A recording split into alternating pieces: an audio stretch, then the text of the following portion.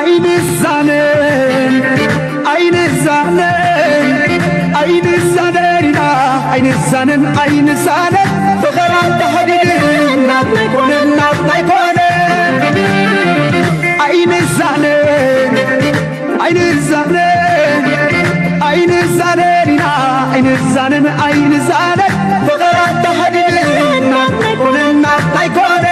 يا بنتكان وعزل عيب بحدي سنة حسان وريتهم أمثلتي قلت في ابنو حبيبو أميتنا وسيو كبرمبو نجزانا قبرقزو نجزانا قبرقزو نجزانا قبرقزو أميتنا وسيو كبرمبو نسمعنا رأي هاريبو غلاي أكتب أبلاي عين مسددة عين صلاتينا قدنا يونمبر ما استزانينا رح مسوفرة درتنا كدفة دولنا بحبار حوخنا كدفة ولا باشق بيزي فتت العدة تفاني ونهو حنت خيس لبي كم تحلو سنتنا يابا كان دي الفتحي أبنو حبيبو أميتنا وتخدمنا نجزانا قبرقزو عيني حسان عيني تتابعي عيننا نقيرو كتلمت مرزاي عيني سلمات كيرو قدما كونت مسمت عنا سعيرنا صلا دلونا دلونتنا دلونت دلونتنا دلونت دلونت دلونت ذهبنا هلاونت سلام تخطاتلتنا إذا channel كما يتخونوا تبوك تكونوا ناي وترو تمنيتنان بحقنانيو دومون كم وترو حدا أقد داسي قاشا حيزنا قريبنا لنا أمانقو أبكرنا أفريقيا حدا كابزجي تقرار بحزبك هون زقبو بجيوغرافيك اللي أمامت يكون بباهلي يكون ببزوح نقر قرار بحزبك نسو قصالي ግን ኣብ ናይ ፖለቲካዊ ምትፍናን ዝነብር ህዝቢ ከም ዘሎ ኢና ንፈልጥ ምናልባት ከም ኣብነት ተወሲድና ኤርትራ ብምዕራብ ምስ ሱዳን እያ ትዳወብ እቶም ኣብ ሱዳን ዘለው መዳወብቲ ናይ ኤርትራ እቲ ህዝቢ ዳርጋ ኤግዛክትሊ ኣብ መሬት ኤርትራ እውን እዩ ዘሎ ስለዚ እቲ ዘሎ ክሮስ ቦርደር ኮንፍሊክት ወይ እውን ተፃባእነት የለን እቲ መንፈስ ክንብሎ ንኽእል ጀነራሊ ማለት ሓደ ሓደ ኣይሰኣንን ግን كزربلو زخلا يكونن كم ون بدبوب إيرترا مس حزب عفار بإيرترا زول عفار مس بدبوب كا كم دما أب إثيوبيا زول عفار مو حليفون بجبت زولهم مسون يداوبيو التدوبات يس جزاتاوي دوب سلزغنة في اللي على وجن إتهزبي أكسب كندوز نجر أجمع يرايلونيو for whatever reason أتي أمانجو إيرترا بدبوب تقرنيا تزاربي حزب إيرترا حزب إيرترا بعبيون كم دما بتجراي زلهم في اللي يبز حلفاء 3-4 عام تيلنا يون كلت يوم حزبتات أبوليتيكاوي قبل التنت أبزنا برولو ستيل التزنبرة سلام نحس يرجزيد أمبر ننوح كقطع لايك على سلازة political elite هنا كم إيرتراويان بلو زيادة تي حجون دقاقي من خمر يزلنا تي ناي تجراي elite نه هو حتى أديس أبا أبزنا برولو جزيه نتي كاب قدلي حزب موزنا بر منفسك عقب واي كعلون زبل امنتي زلنانه اتليس ابودي بيت نقبراي كونان حجكن حدا صبوق تسفاغا نسمع لنا مچم نغرات وشتم بعمقت هيرانا يومنا لنا جن بعمقت كي ترايسب نهو تتاون كوتو تلي زوال تدهاني ولا حنت زي تراي كله ان مباسي they still have a reason to زغا نصبو نغرنا تزبتات كون زخيل كسب زخونه كلتياتهم بماكرو بحول زخولو تحده بواغا تحده ديكونس كلتيوم chance هلوهم سلام كنبرولو زخولو سلازي نزي مدرخ ناي كلتيوم حزبي زحدش تفتيرو زولو مجمريا كما يرخيب كايو مسنات كاتموكرو بقى ناتكا بولك زي كنا زي بوليتيكا زحلف هذا 4-5 عام زنبري ولا اسرع عام تمليسكا تاريخايون تمساسالي نيرو كما يرخيب كايو كما يمسلكناها ምናልባት ኣብዚ መተው ኢለ ገለጽልካ ኣነ ኣብቲ ናይ ባደ መውግእ ምስ ናይ ኢትዮጵያ መከላከያ ሰራዊት ወይ ድማ ወታደር ኮይነ አንጻር ኤርትራ ዝዋጋእ ዝነበርኩ ምናልባት እዚኣ most of the time ኣብ ናተይ ገጻት ስለ ዝገልጾ ገሊጸ ግን ኣብዚ ሚድያ እዚ መጀመርያ ስለ ዝኾነ ሶ ካብ ካልእ ሰብ ንላዕሊ ኤክስፒሪየንስ ኣለና ኣነ ብፍላይ እቲ ድሕሪ ባድመ ዝተወለደ ኩናት ዝበሃል ኣይረኣየን እና ትናትና ጀነሬሽን ብዙሕ ኤክስፒሪየንስ ኣለዎ እዩ ሶ ንዓይ ኩናት ብተግባር ስለ ዝረኣኽዎ ነዚ ድማ ኩናት ዘይድግፍ ድሕሪ ሕጂ ብፍላይ ኣብ ደቡብ ትግራይን ኤርትራን ኩናት ኣይደልኒ ብሰላም መንባር ጥራሕ እዩ ዘድሊ ዝብል ሞር ዘሰርሓሉ ልምዲ ስለ ዘለኒ መብዛሕትኡ ኣብ ሶሻል ሚድያ ኮለል ክብል ዝውዕል ክዛረብ ትሪኦ ሓንቲ ጥይት ተኪሱ ዘይፈልጥ ካላሽን ከመይ ትፍታሕ ሓንቲ ግጠምን ኣይፈልጥን እዩ ሶ እዚ ንዓይ የስጋኒ ብዓይነይ እውን ሰብ ክመውት ስለ ዝረኣኹ ሬሳ ናይ ሰብ ካብ ኣድግን ላዕሊ ይጨኑ ብፍላይ ኣብ ቡሬ ከባቢ ዝነበረ ኩናት ክልቴና ክንዋጋእ ከለና እቲ ሬሳ ይጨኑ ስለ ዝነበረ ምግቢ እውን ክንበልዕ ስለ ዘይንኽእል ታይፎይድ ካልእ ሕማማት እውን ከምፅእ እዩ ዝብል ስለ ዝነበረ ውግእ ጠጠው ኣቢልና ሬሳ ክንዓሪ ኢና ንውዕል ነርና ሶ እዚ ኣነ ብዓይነይ ዝረኣኽዎ ማለት እዩ ሶ ውግእ ዘፅላኣኒ ንከምዚ እዩ እና እዚ እቲ ናተይ ኤክስፒሪየንስ ዝነበረ እዩ ብፍላይ ናትና ናይ ተጋሩን ናይ ኤርትራውያንን ባክግራውንድ እቲ ናይ ባድመ ውግእ ኣነ መራሕቲ ሕወሓት ተጋሩ ድማ ከምቲ ኩላትና እንዲና ሓላፍነት ንወስደሉ ከም ተጋሩ ዝፈፀምናዮ ጌጋ ኣብ ሂወትና እቲ ዝዓበየ እዚ ሶ ውድቀት ናይ ሕወሓት ሽዑ ዝጅምር ናይ ባድመ ውግእ ብፍላይ ናይ ባድመ ውግእ ምስ ተወድአ እቲ ኣብ መሪሕነት ሕወሓት ዝመፀ ምግምማዕ ካብኡ ዝጅምር ውድቀት ናይ ሕወሓት ሽዑ ሕወሓት ወዲቓ መብዛሕትኡ ሰብ ሕጂ ዝመስሎ ስለዚ ታሽዓ ዝፈፀምናያ ጌጋ ዋጋ ፊላትና ንሕና ኣበይ በፂሕና ኣለና ንሪኦ ኣለና ሶ ትግራይ ክትብል ኣይትኽእልኒ ካብዚ ሕጂ ሰዓት ትግራይ ትበሃል የለን ፍርቃ ተቆሚማ ኣቢላ ተወሲዳ ኮሚልካ ደፊርካ ክትዛረብ እውን ኣሸጋሪ እዩ ሶ እዚታት ወዲ እዚታት ቅድሚ 25 ዓመት ዶ ገይሩ 26 ዓመት ገይሩሎ መራሕቲ ሕወሓት እዚ ክፈትሕዎ እዩ ነይርዎ ወላ እውን ድሕሪ እቲ ናይ 93 ዓመተ ምህረት መራሕቲ ሕወሓት ናብ ክልተ ምስ ተኸፋፈሉ መለስ ንበይኑ ከይዱ እቲኦም ንበይኖም ከይዶም መለስ ብዙሕ ዕድል ነይርዎ እዩ ሶ ኣብ ሓደ ግዜ ኣብ ናይ ተጋሩ እውን ወላ ኣብ ናይ ኤርትራውያን እውን ትሪኦ ጌጋ ኣሎ መለስ ዜናዊ ተገዲዱ ወይ ድማ እቶም በዓል ስየ ገለ ደፊኦሞ እምበር ውግእ ኣይደልየን ነይረን ኦኬ ፅቡቕ እዩ ድሓር ንሱ ምስዓረ 20 ዓመት 25 ዓመት እምበር ገይሩ መለስ ዜናዊ ስልጣኑ ምስ ረጋገፀ ክፈትሖ ይኽእል ነይሩ እዩ ሶ ኣብ ዘይምልከቶ ፖለቲካ ናይ ኤርትራ ኣትዩ እዚ ሕጂ ኤርትራ ረኺባቶ ዘላ ሳንክሽን ወዲ ሳንክሽን እዚ ብምሉእ ናይ መለስ ዜናዊ ጌጋ እዩ እዚ ሕሉፍ ታሪክና እዩ ሶ ካብዚ እንታይ ንምሃር ዝብል ድማ ሞራኖ ንሰርሓሉ ነይረ ሕጂ እዋኑ ኣኺሉ ግዜ ተቐይሩ ፖለቲካን ስታይል እውን ተቐይሩ ኣብዚ በፂሕና ኣለና ንዓይ ብጣዕሚ ይሕጉሰኒ ኣብዚ ምብፃሕና ሕድሕድ ኣብ ትግራይ ዘሎ ብፍላይ ሓድሽ ወለዶ ታሪኹ ክፈልጥ እንድሕር ዳኣ ጌርናዮ እቲ ጌጋ ኣበይ ከም ዘሎ ንምርካብ ብጣዕሚ ቀሊል ስለዚ እዚ ኩሉ ነገራት ሓሊፉ ኣብዚ ምብፃሕና ፅቡቕ እዩ ቅድሚኡ እቲ 2018 ናይ ኢትዮጵያን ናይ ኤርትራን ሰላም ክመፅእ ከሎ ኣነ እውን ሽዑ ኩናት ይቃወም ነይረ ኩናት ይቃወም ማለት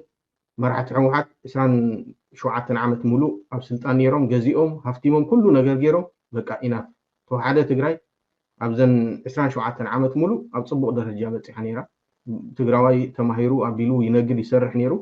ሶታ ናይ ኢትዮጵያን ናይ ኤርትራን ዕርቅን ምስ መፀት እቲ ዕርቂ ኣነ ደጋፋይ ነይረ ናይ ዶክተር ኣብዩን ደጋፋይ ነይረ ኣብ መንጎ ኤርትራን ኢትዮጵያን ዝመፀ ሰላም ይድግፍ ነይረ ብዙሕ ግዜ መጠንቀቕታ ንመራሕቲ ሕወሓት እውን ዝዛረብ ነይረ ከይተዋግእዎ ዝመንእሰይ እዚ ከይተወድኡና ህዝብና ከይማዛበል ወይ ከይስደድ ብዙሕ መልእኽቲ የመሓላልፍ ነይረ ኣብ መወዳእታ ኣይኮነን ባዕሎም ጀሚሮሞ ሶ ዘለካ ኣማራፂ ነቲ ኩናት ምድጋፍ ማለት ኣንፃር ህዝቢ ትግራይ ማለት ኣይኮነን እቶም ንህዝቢ ትግራይ ናብዚ ኩሉ ሽግርን መከራን ክመፅእ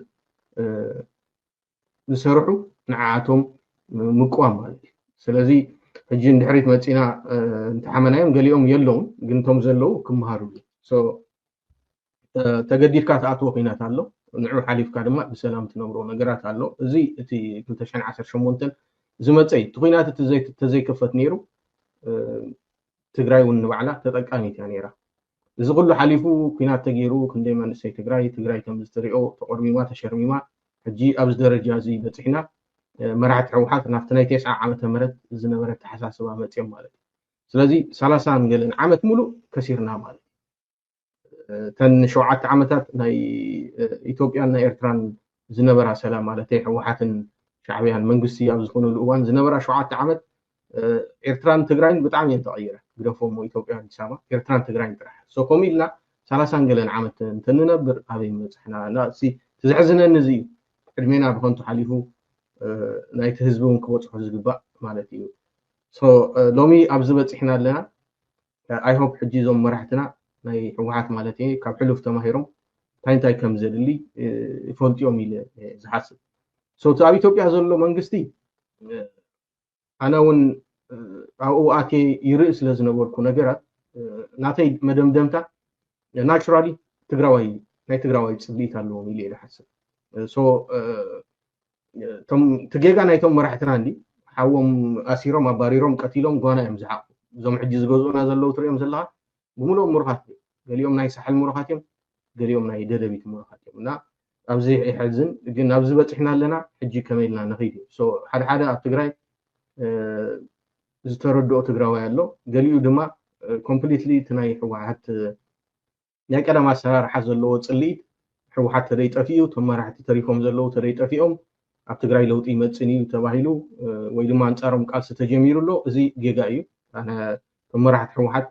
ተማሂሮም ተኣሪሞም እዮም ኢለ ዝኣምን ንሳቶም እውን ኣብኡ እዮም ዘለው ስለዚ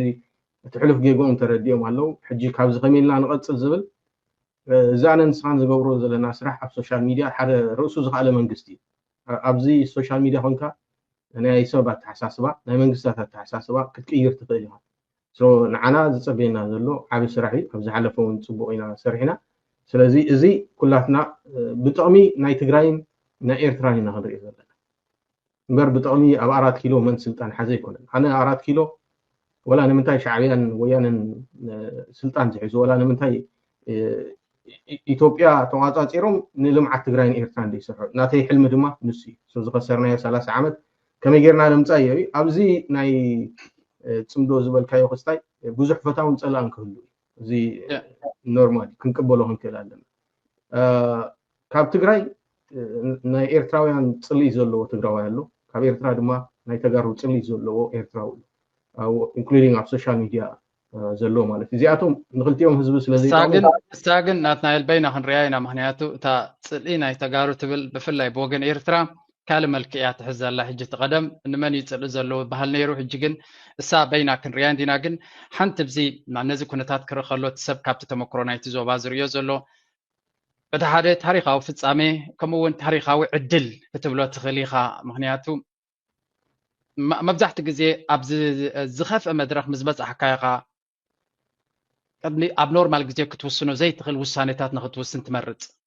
ሰባት ኣብቲ ክሪቲካል ነጥቢ ክበፅሑ ከለው ኣብቲ ኮምፎርታብል ሂወት ከለው ክመርፅዎ ዘይክእሉ ምርጫታት ክመርፁ ይኽእሉ እዮም ስለዚ ድሕሪ ሓደ ሕማቅ ኩናት ምክያዱ ህወሓት ብውሕዱ ረፍሌክት ገይሩ እሞኻ ምስ ኤርትራ ኣብ ሓደ ረፅሚ ዝነበሩ ብፍላይ ብወገን ኤርትራ እውን እንተኾነ ኣብቲ ናይ ኢሊት ናይ ህወሓት በሰላ ነይርዎ እቲ መንግስቲ ብዘይ ቃል ዓለም ዋላ እቲ ናይ ክልተ መራሕቲ ውድድር እንድሕር ኢልካዮ እቲ ኣብ ኣዲስ ኣበባ ዝነበረ ዝያዳ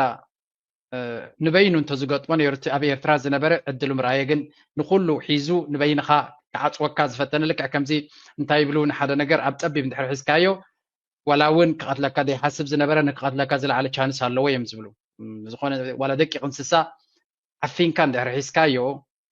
at some point ከምቲ ናይ ቀደም ዝነበረ እንስሳ ጌርካ ክትሪኦ የብልካን በርትዑ ክመፀካ ምክንያቱ ናይ ሂወት ሕቶ ስለ ዝኸውን ንዑ ስለዚ እቲ ዘጋጠመ ፀገማት ብዙሕ ቁስሊ ኣለዎ ብዙሕ ስምብራት ኣለዎ ሕጂ እዚ ሕጂ ሓድሽ መድረክ ተፈጢሩ ዘሎ ብመንፅር ናይቲ ዝተሓለፈ ኩነታት ሪኻ ክንምንታይ ተስፋ ሂበካ ክንምንታይ ቪሽስ ሰርክል ይብልዎ ተመሊስና ኣብቲ ናይ ቀደም ዓሸውየን ፅልእንቲ ናይ ቀደም በሰላታት ብዙሕ ስለ ዝኾነ ሲ ክስገር ኣይክእልኒ ዝብል ፐሲሚዝም ኣሎ በቲ ሓደ ድማ ዕድል እዩ እዚ እውን ኣብ ኣገዳሲ መድረክ ድማ ኣጋጢሙ ስለ ዘሎ قال نجار كم عبل زخلي زبل كاون تاول وسلسقة كما يتريوتي زنبرة تاريخ مزحجز له كون النت بخمي كعري يخل وي بخمي كقصل خل زبل جام لك نو حجي انتاي مسلكا كلتيوم مدبات كم تاريخ اب ولافت ناي برها قالسين قالين كله سموز كون ريليشن شيب اينورم باسو عراو اموداتا منغست خوينم مالتي زي ناي كلتيوم منغستات وي ودبات ባህሪ ሶ እዚ ዘሎይ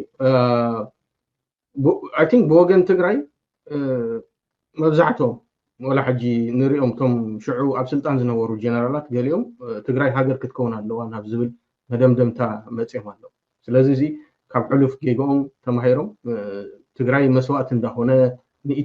ንኢትዮጵያውያን ከም ዝትሪኢ ዘለካ ኣዲስ ኣበባ ማለት እዩ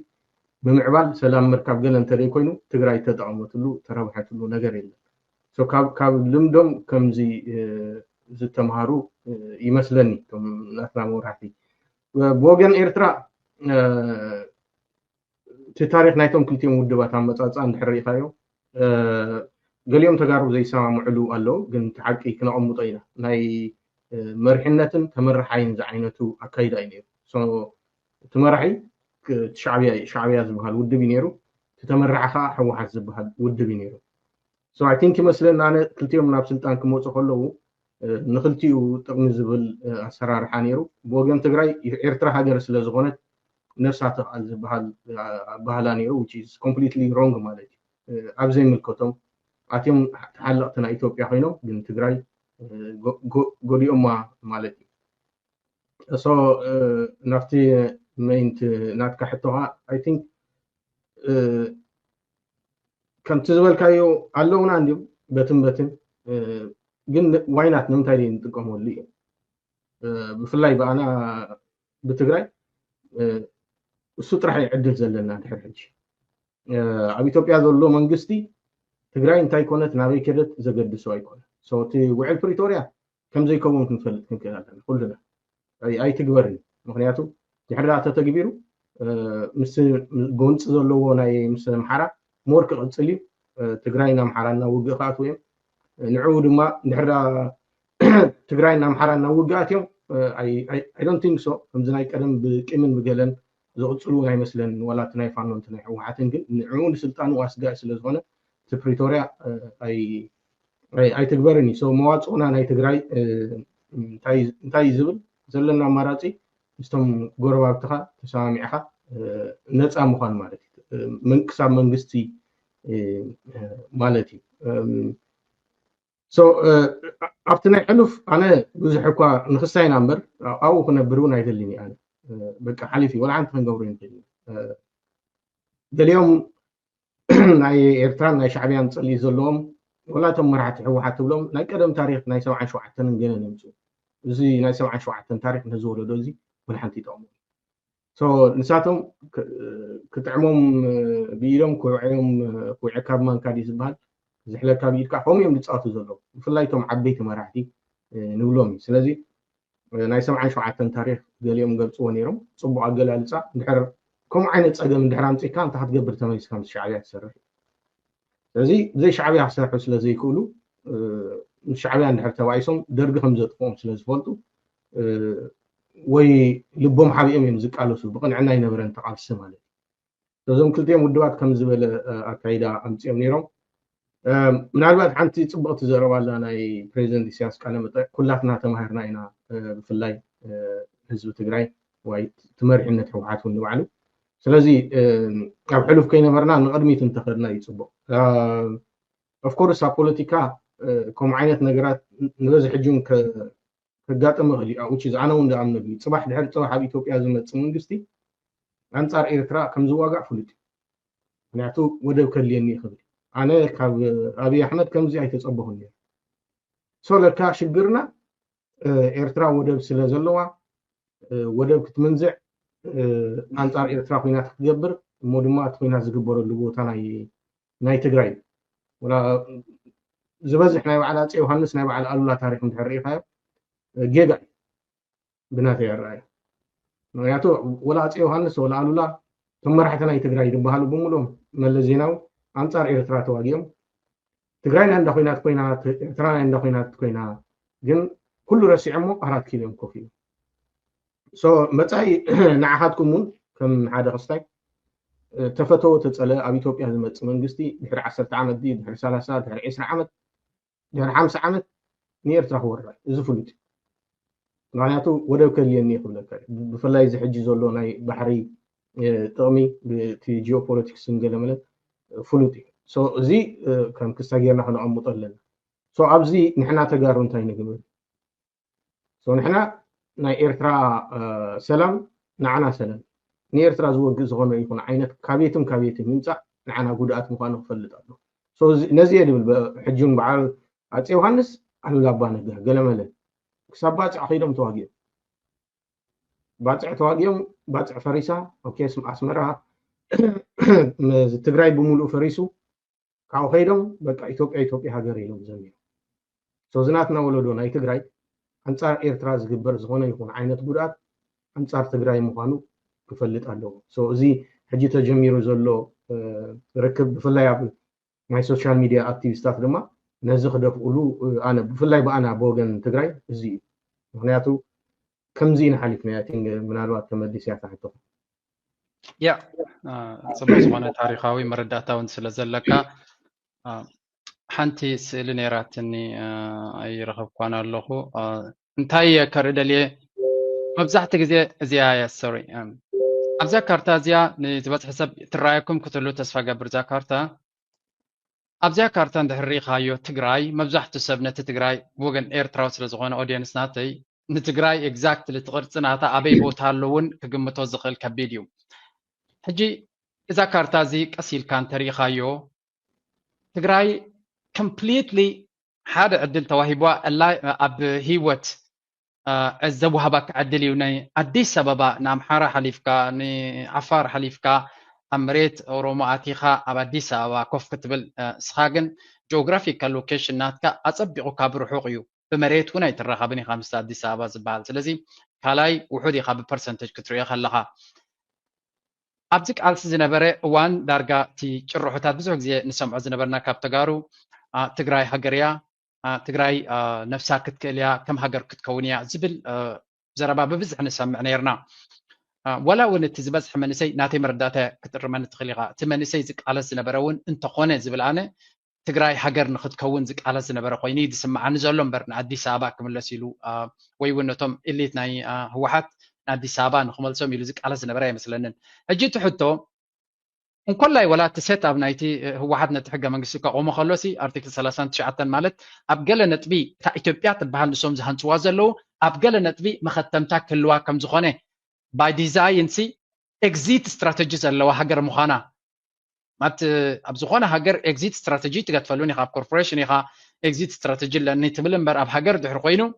ኣብ ገለ ነጥቢ ክንፈርስ ኢና ክትብል ኣይትኽእልን ኢኻ ስለዚ እታ ኣርቲክል 39 ኦልሬዲ ነቲ ኤግዚት ሓደ ሰብ ካብታ ሃገር ንክወፅእ ዝገብር እዩ ኣይ ቲንክ እቶም ናይ ትግራይ ኤሊት እውን ነዚ ኣብ ግምት እትዮም ዝገበርዋ ኮይኑ ይስምዓና ኣት ሳም ፖይንት እዛ ሃገር እዚኣ እዛ ንነጥቃ ዘለና ብፍንጃራ ዘይተርፍ ስለ ዝኾነ እቲ ሕጊ ክዕንቅፀና ምንታን ክንገብሮ ኢና ሕጂ ናተይ መረዳእታ እዚ ኣብቲ መጀመርያ ዲ ኦልዌይስ ተውት ትግራይ ገለ ነገር ረቢሓ ኤግዚት ክትገብር ትኽእል ድሓር ግን እቲ ናይ 4 ኪሎ ናይ ኢምፓየር ቦታ ምቾት እውን ስለ ዘለዎ ስልጣን እውን ጥዑም ስለ ዝኾነ ረሲዖም ክኾኑ ይኽእሉ እዮም ሕጂ ተመሊስና ክንሪኦ ከለና ራይት ናው ኣብይ ኣሕመድ ንህዝቢ ተጋሩ ሓደ ካብቲ ንፖለቲካ ናቱ ንኩርሲ ናቱ ዘስግእዎ ስለ ዝኾኑ ብመጀመርያ ብዝሰፍሐ ከዳኽሞም ከም ዝፈተነ ንርኢ ኣለና ንዓታቶም ኣዳኺሙ ቁርብ ትለይ ክዕርፍ ከይበለ ድማ ነቲ ካልኣይ ታርጌት ናቱ ኣምሓራ ድማ ሓደ ኣፊቱ ፅቡቅ ገይረ እንተተኻኢሉ ድማ ነዚኣቶም ሓዋዊስካ ድማ ንኤርትራውን ተጌርካ ኣለይ ኩሉ ነገር ክሰልጠኒ ይኽእል ዝብል እዩ ስለዚ ኣብይ ኣሕመድ ኣብቲ ስትራቴጂ ናቱ ክሳብ ሕጂ ክንዱ ዝኣክል ስትራቴጂካዊ ለውጢ ዝገበረ ይመስለን ታክቲካሊ ንኤርትራ ንምህራም ተጋሩ ክጠቕምዎ ክጥቀመሎም ይሓስብ ክኸውን እምበር ሕጂ ንተጋሩ ምፅኡ ከም ብሓድሽ ኣብቲ ፖለቲካዊ ኤሊት መሊሱ ናይ ትግራይ ፅልዋ ኣብ ኣዲስ ኣበባ ክእቱ ክእለት ዘለዎ ወይ ድሌት ዘለዎ ይመስለንን እዛ ሕጂ ተፈጢራ ዘላ ኩነታት ተጋሩ ብኸመይ ተንብብዋ ኣለኹም እቲ ህወሓት ዝኽተሎ ዘሎ ንኣብነት ምስ ኤርትራ ኣላያንስ ምፍጣር ነፍሱ ዝኻለ ፀገም ክፈጥር ዝኽእል ኮይኑ ይስምዓካ በቲ 4 ኪሎ ዘሎ መንግስቲ እንታይ እዩ እቲ ብድሕርቲ መጋረጃ ዘሎ ስትራቴጂ ናይ ህወሓት ወይ ነቲ ኣብ ትግራይ ዘሎ ወላ እውን እቶም መንእሰያት ብኸመይ ከም ትርእይዎ እዚ ኩነታት ምስ ኤርትራ ዕርቂ ማለት እንታይ ሳዕበን ከም ዝፅኽል ንትግራይ ጥራይ ዝብል ዘለኹም ምስቲ ኣብ 4 ኪሎ ዘሎ መንግስቲ እንታይ ፀገም ክፈጥር ክእል እንታይ ራእይ ከለዎ ብወገን ትግራይ ኣብ መወዳእታስ እዚ ነገር እዚ ናብዚ ክምዕብል ትብሎስ እንታይ እዩ ብናትካ ወገን ነዋሕያታ ርእስቲ ግን ኮንቴክስት ክበካ ስለ ዘለኹ እየ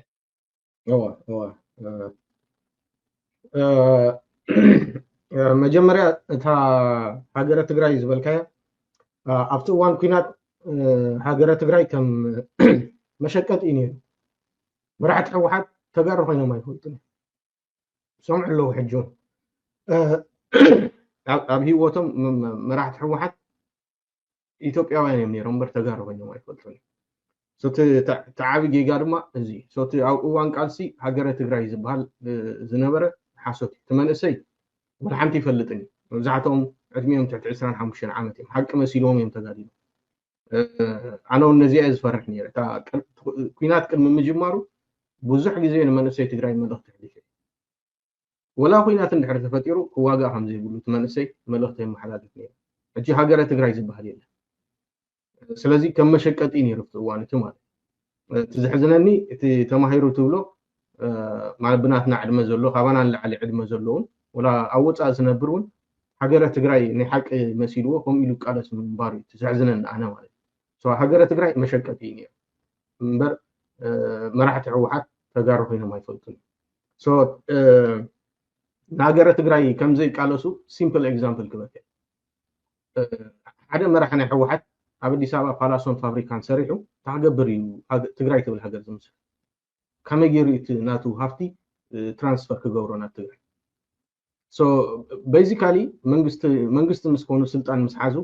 ትግራይ ሂስቶሪካሊ ናይ እንዳ ዓውደ ኩናት ምዃና ስለ ዝፈልጡ ኩሉ ንብረቶም ልምዓቶም ኣብ ኢትዮጵያ እዩ ካብ ኣብ ትግራይ ኢንቨስት ዝገብሩ እኮ ኣብ ዓድማቶም ጋምቤላ ከይዶም ኢንቨስት ዝገበሩ ተጋሩ መዓት እዩ ሃፍትን ንብረቶምን ኣብ ኢትዮጵያ ስለ ዘሎ እቲ ሃገረ ትግራይ ዝበሃል ሓሶት እዩ ሓደ እዚ ክትሓዝ ዘሎ ኣብቲ እዋን ኩናት ማለት እዩ ግን ሃገር ትግራይ ሃገር ክትከውን ትኽእል እያ ኣነ ድማ እሱ እየ ድኣምነሉ ሜይቢ 30 ዓመት ክወስደና ክእል 25 ዓመት ክወስደና ክእል ዝሓስብ ኣርቲክል 39 ዝበሃል ክጅመር ከሎ እቲ ዓንቀጽ 39 ኣብቲ ናይ ኢትዮጵያ ሕገ መንግስቲ ኣሎ እንዲኻ ኢልካኒ ዝሓለፈ 27 ዓመት ሙሉ ኣብ ኢትዮጵያ ሕገ መንግስቲ ሃልዩ ኣይፈልጥን ኢትዮጵያ ብሕገ መንግስቲ ተመሓዲራ ኣይትፈልጥን ኣርቲክል 39 ወይ ዓንቀጽ 39 ኣብቲ ሕገ መንግስቲ ተጻሒፉ ፕራክቲካሊ ኣብ መሬት ይሰርሕ ድዩ ኣይሰርሕን ዝበሃል ነገር ኣይሰርሕን እዩ ብዓብኡ ሕገ መንግስቲ ይነበረና እንዲ ኢትዮጵያ ኣይነበረን ሕጂ ናይ መብዛሕትኦም ናይቶም ዓበይቲ መራሕቲ ሕወሓት ኢንተርቪው ተሰሚዕካዮም ከምኡ እዮም ዝብሉ ሕገ መንግስቲ ኣይነበረና ዓንቀጽ 39 ኣብ ተግባር ተዘወርድ ነይሩ ኦሮሞ ቀደም ተገንጸሉ ኦነግ ምስ ሕወሓት ተፈላለየሉ እዚ ምናልባት ብዙሕ ሰብ ኣይፈልጦን እምበር ናይ ኦነግ ሰራዊት ምስ ሰራዊት ሕወሓት ተዋጊኡ ሁርሶ ፓራ ኮማንዶ ዝበሃል ማሰልጠኛ ወታደራዊ ካምፕ ኣሎ ኣብኡ ንኣኼባ ፀዊዖሞም ኣብኡ ንዝቕተል ቀቲሎም ንዝማረኽ ማሪኾም ኦነግ ዝበሃል ናይ ህዝቢ ኦሮሞ ተሓላቒ ኣጥፊኦም እዮም እዚ ድርጅት እዚ ኦሮሞ ንምግንፃልን ናይ ኦሮሞ ሃገር ንምስራት ሕልሚ ነይርዎ ግን ኣይኮነን ብሙሉእ እቲ ኣብቲ ሕገ መንግስቲ ተፃሓፈ ፌክ ሕገ መንግስቲ እዚ ካልእ ብዛዕባ ናይ ኣብይ ምናልባት ተጋሩ ንሕና ሕጂ ስትራቴጂና ወይ ምስ ኤርትራይ ወይ ምስ ኣምሓራይ እንድሕር ኢልና ኣብይ እንታይ ይስምዖ ፈተና ፀላእና ኣብይ ንባዕሉ ናቱ ሕልሚ ኣለዎ ንሕና እውን ዘይተፀበናዮ ዘይፈለጥናዮ ሕቡእ ኣጀንዳ ነይርዎ ይመስለኒ ሕጂ ሰው ኢለ ክሓስቦ ከለኹ ዝሓለፈ 27 ዓመታት እቶም መራሕቲ ሕወሓት እንዳፀፍዑ እንዳበሉ ስለ ዘዕበይዎ ቂም ዘሕደረ ይመስለኒ ካብኡ ሓሊፉ ናብ ናይ ኤርትራ ክኸይድ ከሎ ድማ በቃ እዚ ናይ ቀደም ሕልሚ ናይ ባሓጎታቱ ዝነበረ ታላቅዋ ኢትዮጵያ ሮ ቀይ ባህር ድንበራችን ዶ ገለመለ ዝብል ቂማት ነይሩ ኣይ ቲንክ ብጣዕሚ ቂመኛ ሰብ ኢለ ዝኣምን ስለዚ ከም ናተይ ኣብዚ ሕጂ ዘሎ ኩነታት ንሕና ተጋሩ ምስ መን ፀጊዕ ወሲድና ኣብ ንገብሮ ቃልሲ ኣብይ ኣሕመድ ከም ዘይወሓጠሉ ፍሉጥ እዩ እቲ ናቱ ኣተሓሳስባ ዝነበረ ከምቲ ዝበልካዮ ትግራይ ምድኻም ጥራሕ ዘይኮነ ትግራይ ምድኻም ሽዑ ይኮነን ተጀሚሩ ኣብ ናይ ትግራይ ኩናት እዩ ተጀሚሩ ካብ መቐለ ክወፅእ ከሎ ሰራዊት ሻዕብያን ሰራዊት ትግራይን ክዋግኡሉ أما أخذ ميدا قريفه صوت إحنا نايتهم كل تمن قصاتهم شعري تجميل سلازي أبي انتهي بله قال ما لا يكون أنا نايح واحد ما راح نيران تزخون هذا حدي ساعات بقليلو لازم أنقص زي كودق زخل من قد يخسر راح نيران صورة دي أبي توقي حاجة دقافية يقولوا تازلاتو أدي سابات راحة ግን እዚኣ መራሕቲ ሕወሓት ንምንታይ ደም ግን እዚ ናይ ሪኻ ኣባና ኣብ ኤርትራን ኣፈላለየ ኣብ ኤርትራ ዝግበር ፖለቲካ ረድኤት ዝቕበል መንግስቲ ስለ ዘሎን ስለዘየለን ዘይኮነ እቲ ናቱ ትፍልስፍና ናይ ኣብ ኤርትራ ዘሎ መንግስቲ ወይ ድማ ሻዕብያ ንዓኻ ዝጠቕመካ ውሳኔ ምውሳድ ገለ እንታይ በለ ዝበሃል ነገር የለን ሳንክሽን ገበርካ ይገበርካ ኣብ ልዕሊ መንግስቲ ኤርትራ ኣይግድሶን أنا كم زعينته فرح زلوا مسلمين لما عندي ناي إنجليز أمباسادر مقالة يزول نود ورا دخل رقبهم ماشي سو انتهيت إزازي خوه انتهيت حسب زلوا عين فلتين ناجم نحن هتصدق تاني يعني أمريكا انتهي بلت إنجليز انتهي بلت ندابلنا هنا بوليتيكا سر مودمان داموتنا دا تسددنا والدي أنا كم مرة حنيران تزغون قل تحجي زلوا سراوي حيسكا 4 كيلو مقاد راهي مس فانو دي هاتسامع مس اونغ دي هاتسامع مس شعبيا دي هاتسامع بزي قدس حزب تግራይ ኣብዛኣትይዎ ዘሎ ፀገማት ንምፍታሕ ግን ትብሕታዊ መማረፂ እሱ ኣብይ ኣሕመድ ሽግር የብሉ ኢትዮጵያ ማዕበለት ኣይ ማዕበለት ጉዳይ ይኮነ ንሱ ናይ ኢትዮጵያ መራሒ ነይሩ ተባሂሉ ታሪክ ተጻሕፈሉ ጥራሕ ይዘሊ ካልእ ወልሓን ተስታይ የብሉ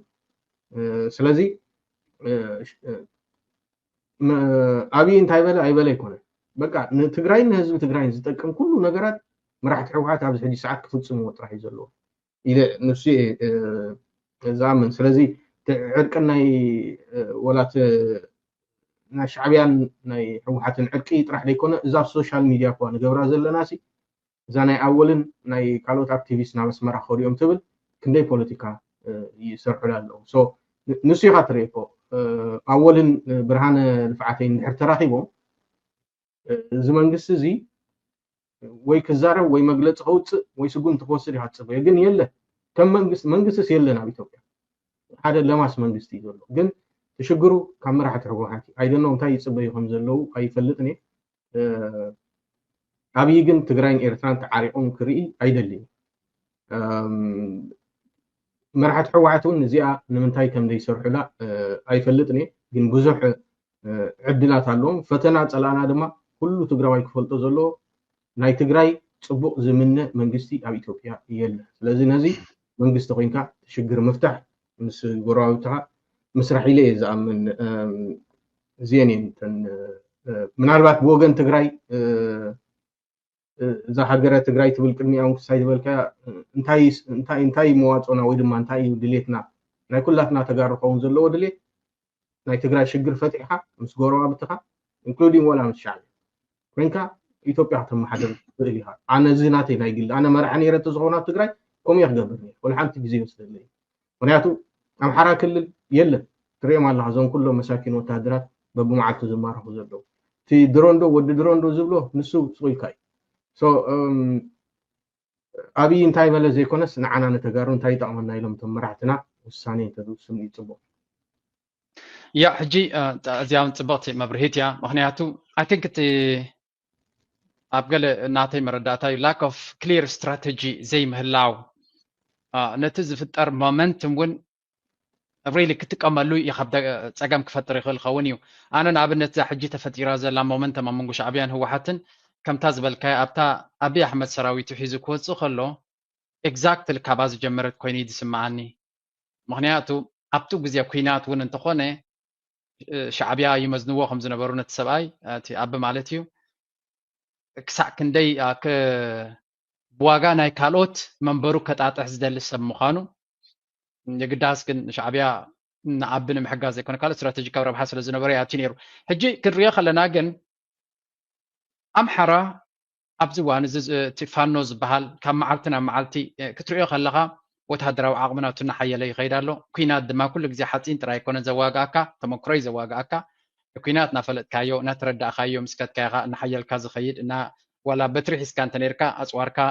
ናብ ዓበልካ ኢኻ ትኸይድ ክሬቲቭ እናኾንካ ኢኻ ትኸይድ ብኡ መንፅር ድማ ኣብዚኣ ቪድዮ ንገብረላ ዘለና ጥራይ ቅንያት ኣብይ ኣሕመድ ልዕሊ 100 ሰባት ብድሮን ገይሩ ቀቲሉ ኣሎ إذا قصالي أبتكل الأمحارة زقبر زلو إذا نفس وكف موت مالت أبا أمحارة نتزبي مليسو حرينو 5 زقبر زلو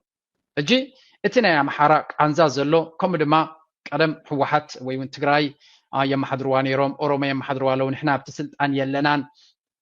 ناي جدن اتي باي اني مينس نتي منبر ناي أديس أبا نحنا كنبوصحو لنا زبل أتحساسبا بتا أمحارة سرت عيد مثل أبزوانزي تقليتنا يا أمحارة مالتيو بزي دما نساتو من دحر حزوم السلطان كنمنتا شيرك قبرو الأوروما دبا نزيات عمنا يزلنا كرسي قدم كم سبون زين قصار زنبرنا لومي أيكونن سب كيناس نتا إمباير تبهال هاجر ونا محضر لنا أفكر سناي زلوتي سنتر نايتي إمباير دما سلازي إزيا كابيدنا خطوات يبلنا زبل كاب بورومو كترت خليخا تكالي كللات ونا ناتو أمبيشن سالو ولا ونتي نايت هاجر يكوزلا بياخد كونت خليها زبل كابزي زبقس داي مسلك كان وحنياتو ولا هجي صح تقرايسي صبغ عدل قاطي ما مالو بوت هدراو عيني مس فانو تراي اورجنايز تخوينم سن ابك عليو زخولو تخولو ليلي زعمنانه تخولو سالي دحري تقراي مس فانو زخون يكون الله ينستغيرهم بوت هدراو مالتيو نعبن ملايك خبدم زخل كوينا يسمعنني بتا انا زريو زلو منقد مالتي تحطو جن ولا ون انت علي خايو حنا منتاي كونستراكتيف كانت هاجر كم حنت هاجر نخطقصلات غل بفلايك تغاروسي كم تزبلك اب عفي زلو نحوارو انتاي كوني غلط ناي تግራይ ምክንያቱ ምስ ኤርትራ ንኣብነት ፅቡቅ ዝምድና ንተጋሩ ዝያዳ ዘርብሕ ኮይኑ ይትስምዓኒ ግን ዝያዳ ተጋሩ ክረብሑ ኣብ ኣዲስ ኣበባ ዘሎ መንግስቲ ይደሊ ዶ ይትሕቶ ቀደም ተጋሩ ከለውስ ምርጫ ናቶም ነይሩ ካልእ ህዝቢ ክኸውን ከሎ ኣብ ኣዲስ ኣበባ ግን እቲ ናይ ትግራይ ብቁጠባ ምሕያል ማለት ምስ ኤርትራ ተሰማሚዑ ነቲ ስልጣን እውን ሚዛን ናይ ስልጣን ከሸግር ስለ ዝኽእል ትግራይ ምስ ኤርትራ ትገብሮ ዝምድናሲ ብኣዲስ ኣበባ انترفنت أديس أبا كسر زي تقوزات زركع كفكات كي خلدو زي حجز قبر زول فتنسي نبيك بتصحيح خل بزينة أديس أبا مقطع صار مالتي. طبعا هذا أب تجري زنبرة خينات فانون أو كمان إثيوبياوي تواجهوا دريو جن تكونتات أمونغو أبين فانون زعينة تفعل لاي متسيلو. أنا زعمنا له أفنو نايبعلو شجرانو معناته سلسته كنت كوردينا خنولو وي سلسته أورجع وينكا تو حدا يونيفايد وينكا أب حدا وينكا متيحة توسنا ولو نصا توصلو وي دما بحر دار ما غوندر نصا توصلو سرح تدسر صبغ نيريو أبزي تعابي نايفانو قال سندحري زغوت زلو تمهوري زبل أمحرا فلاي زي أوصى زنبر زلو سبي سو تግራይ ኣብ 4 ኪሎ መንግስቲ ስልጣን እንድሕር ዘይሒዛ እትትደልዮ ትበፅሕ ዶ ዝብል ሓደ መንግስቲ ናይ ምዃን ዕድል ኣለዎም እንዳሕወሓት ካልእ ምስትፋኖ ሓቢርካ ምስራሕ ዝበሃል ነገር እዚ እውን ካልእ ኦፕሽን ነቲ ኣብ ኣዲስ ኣበባ ዘሎ መንግስቲ ንምዕላው እቲ ሓደ ኦፕሽን ናይ ፋኖን ናይ حوحاتن ناب حدا متيخا which is ኣብ ሓፂር እዋን and then less መስዋዕቲ ተኸፍለሉ ምናልባት ከም ዝናይ ቅድሚ ሕጂ ንሪኦ ዝነበርና ዘይኮነ እታ ዘላ ቦታ ካብ ደብረ ብርሃን ተበጊስካ 4 ኪሎ ምእታው ጥራሕ እዚ ናይ ክልቲኦም ልፍንትን ድሕር ኣሎ ማለት እዩ እዚ ንሰርሐሉ ለና ዝብሉ መራሕቲ ናይ TPLF ኣለው مس أبكر وأوان من جنرال تفرما مو ذهبوا فستايون له. سو تلافين كامتيها أب 4 كيلو من قصنا مكان عدل من حرمت إدما من الوقت TPLF أنا ترى سلطان كحزو زبل كم عينة كايدا كمت يخلي زي نبيتش تيزم حنا. سو زي TPLF كم نايك قدم experience سوتا ماهرو مس فانو وي مسمحارا خوينو من قص مسريتو كقدس الخيل تقول هاجرة تجري من مسرات اندحر دا خوينون مسام حرام نيغوشيت تكبر ناي جدي ازي تجري هاجر مسكونت ايثيوبيا نعمتهم ساعه زعبا عدها تجبري كمناتي جن TPLF ابز حجي ساعات على ايثيوبيا منقس ناي مقلبات مولو 100% عدل አለው بكلهم ስለዚህ ولا بينه ማለት ካዩ ያ ولا بينه خجبر خيل لمتى مسلك نمنجسي نأبي نمعلو نهجدنا محرق اللي ترحون كتكمل as long as እንድሕር ፈቂዶም ልካ ፈቅዱ ዲዮም ኣይፈቅዱን ንሱ ካሊ ከም ዘይፈቅዱን ፍሉጥ ምክንያቱ ሰሙን መንግስቲ ኮኑ እዮም ዝሓስቡ ዘለዉ so እንዳት ፒኤልኤፍ ግን ንበይኖም መንግስቲ ናይ ምዃን ዕድል ኣለዎ so ሓደ ምስ ኤርትራ ዘሎ ርክብ እዚ ዕድል ከፍተሎም so ብድሕሪኡ ኣቲኻ መንግስቲ ኮይንካ ሓደ ኣብዚ ሕጂ ሰዓት ካብ ብልጽግና ንላዕሊ ናይ ሕወሓት ተቐባልነት እዩ ዘሎ بمولو حزب إثيوبيا زخون إثيوبياوي يوياني زمن الشغالي ويانا زنورته زمن حيش يسوي سو نحنا كم تجارب ندحو حتى وقاتهم 4 كيلو آتيهم كم زناي قدم إثيوبيا ب 10% عبيادو ب 10% عبيادو زبال صوصو يسرح يعركم زحاسبو خوينم አዲስ አበባ ለማዕት ፋብሪካት ሰርሒሎም ድሕዳ ዝቕጽሉ ኮይኖም ናይ መጀመርያ ተቃውሞ ይዝኸውን ኣነ ስለዚ መብዛሕትኡ ትግራዋይውን ድጋፍ ኣለዎ ሶ ኣብ ናይ ፋኖ ሃገር መንግስቲ ምዃንን ናይ ዘይ ምዃንን ዕድል እቲ ኣብ መሬት ዘሎ እዩ ዝውስን ሶ ብዛዕባ ፋኖ ሕማቕ ነገር ምዝራብ ዘይኮነስ ኣብ መሬት ዘሎ ትፋክቲና ንሪኦ ንዛረቦ ዘለኹ ኣነ ማለት ኣብዚ ውሽጢ ክልተ ዓመሲ ዝኾነ ነገር ከርኢና ነይርዎ ተዋሓደ ካብ ባህር ዳር ጀሚርካ ዘሎ ክሳብ ጎጃም ዘሎ almost بمولو ነፃ ክወፅእ ነይርዎ ባህር ዳር ያ ተዋና ከተማ ናይ ክልል ኣምሓራ ተዋሓደ ባህር ዳር ተዋፃፂሮም ትኡ ዘሎ ሚድያ ተዋፃፂሮም ነቲ መንግስቲ ከመይ ጌርካ ሞቱ ተቃላጥፍሉ ስራሕ ክሰርሑ ይግብኦም ይብል ነይረ ግን ናተይ ግን ኣብዚ ሕጂ ሰዓት ኣብ ኢትዮጵያ ዘሎ ፖለቲካ ተኽእሎ ዘለዎ ሕወሓት ጥራሕ ፋኖ ብካልኣይ ደረጃ ክሰርዖ ትኽእል ኢኻ ድሕሪ መንግስቲ እንድሕር ኮይኑ ፋኖ ድማ መንግስቲ ይኮንኩን ኢሉ እንድሕር ክስታይ ዝብል ኮይኑ تقدم حجز نبرة بوليتيكا نحن حوحت مقلوات نيات 27 عامت مولو نمحرا كلل أوروميا كلل زم حدر عز نبرة تقراوي سو مبزحتو وسب ناي كلل لما حدر تزولهم ناي إثيوبيا نمحرا كلل لها زخونة دوبو بديو قالتو بلو تقار يوم مرحت نير بدحريت كوينهم زي قبر زي عيت قبر زولو زنورو بمولهم تقار يوم سو زي عدل زي عينتا كايدا دقامي عم إثيوبيا خمد سيولهم بقى أمحرا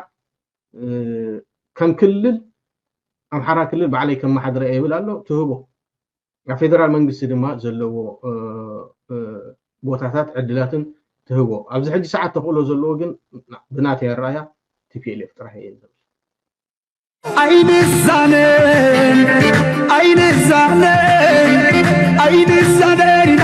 عين الزانين عين الزانين فخرات تحديد الناس ما يكون الناس ما يكون عين الزانين عين الزانين عين الزانين عين الزانين عين الزانين فخرات تحديد الناس ما يكون الناس ما يكون يا من تقال وعزل عيب بحبي سنة حسان وريتهم أمثلتي أنا لتنسي أبنو حبيبو تميتنا وسيو كبرمبو نقزانا قبرقزو نقزانا قبرقزو نقزانا قبرقزو تميتنا وسيو كبرمبو نسمعنا راي هاريبو غلاي أختي أبلاي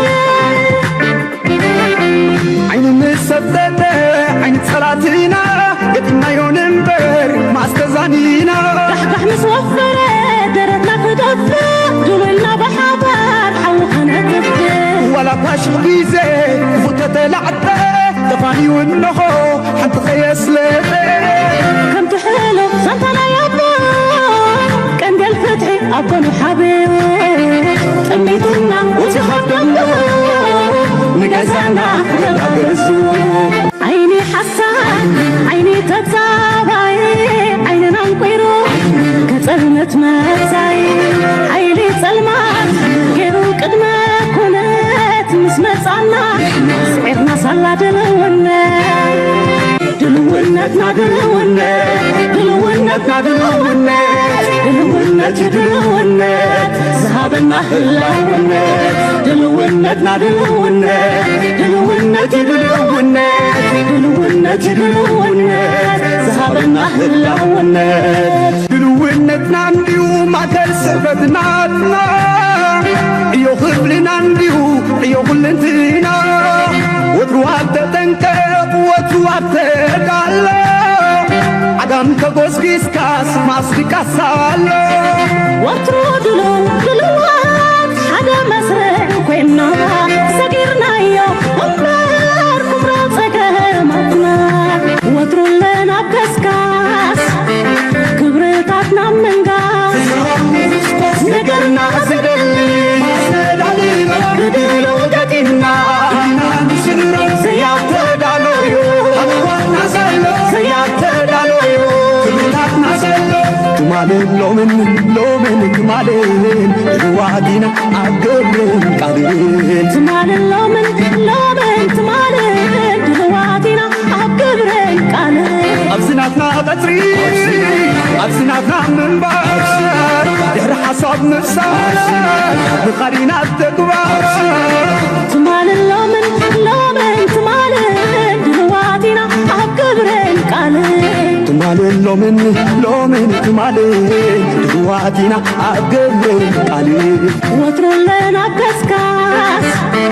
كبرتاتنا منغاس نقرنا سقلي بدلو دكنا سيات دالويو سيات دالويو تمالين لومن تمالين الوادينا عقبين قادرين تمالين لومن تمالين الوادينا عقبين قادرين تمالين لومن صباح وانت الخوني زدان زي جنبي يبلنا ززاني تمالين لومن تمالين الوادينا عقبين قادرين تمالين لومن تمالين الوادينا عقبين قادرين